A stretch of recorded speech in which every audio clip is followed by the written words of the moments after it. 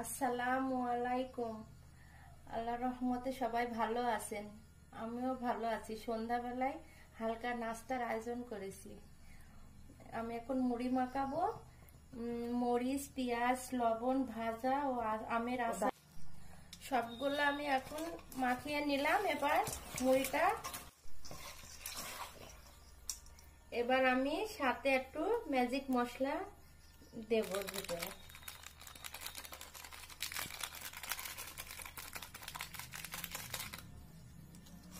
আপনারা অবশ্যই এটা বানিয়ে খাবেন, অনেক মজা লাগবে। বানানো মাংসের ঝোল বেঁচে থাকলে বাজারে কিনা মুড়ির মতোই স্বাদ হবে। হালকা ওর সাথে 1 কাপ গরম গরম চা আর মুড়ি। সন্ধ্যায় 1 কাপ গরম গরম চা আর একটু মুড়ি হলেই ভালো নাস্তার আয়োজন হয়ে যায়। আমরা এখন সবাই মুড়িটা খাবো।